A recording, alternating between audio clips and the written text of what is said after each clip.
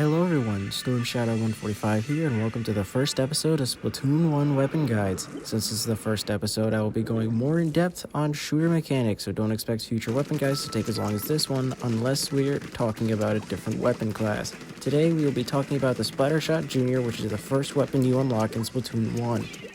Starting off with damage, the Splattershot Jr. deals 28 damage per shot by default and fires at 720 rounds per minute, which is on the higher end of shooters, meaning that the Splattershot Jr. kills in about 250 milliseconds, which is fairly reactable, so don't expect to be killing someone before they can pop Bubble or Kraken if they have it.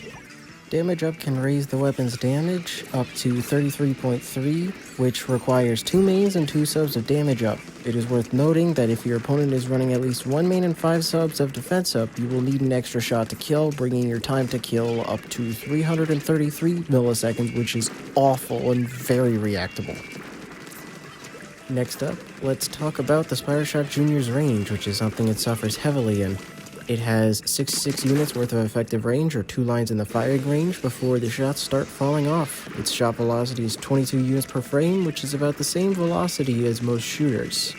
Speaking of effective range, let's talk about its spread. The Splattershot Jr. is tied with Aerospray for having the worst grounded accuracy at 12 degrees, and it has the worst jumping spread in the game at 18 degrees. It is worth noting that the jumping spread does not apply if you are airborne. It only applies if you hit the jump button, and the jumping spread recovers after 1 second.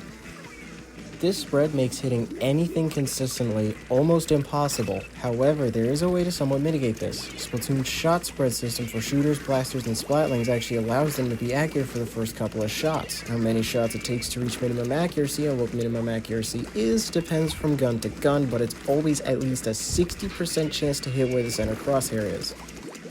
The chance for the Splattershot Jr.'s shots to hit the outer crosshair increases by 10% per shot, which means it takes 4 shots to reach its minimum accuracy of a 60% chance to hit the center crosshair, and it takes 5 frames of not shooting to recover from this spread penalty.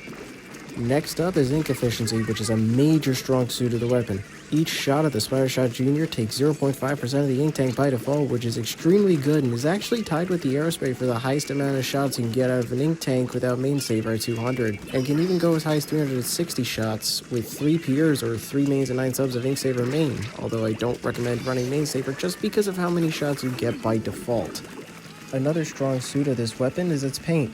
Each shot spawns 1.5 ink droplets while they're in the air, and each droplet and shot have a paint radius of 13.2 units. However, if the droplets spawn at your feet, they will instead have a radius of 18.5 units.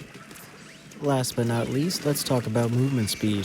The Splattershot Jr. is a middleweight weapon and moves at 0.72 units per frame while shooting, which is on the faster end of shooters, but isn't anything I'd consider notable. That wraps up all the stats for the Splattershot Jr. If you want to know my opinion, the NZAP outclasses it in just about every respect other than ink efficiency. Hope you enjoyed my video. I'll talk to you next time. Bye-bye.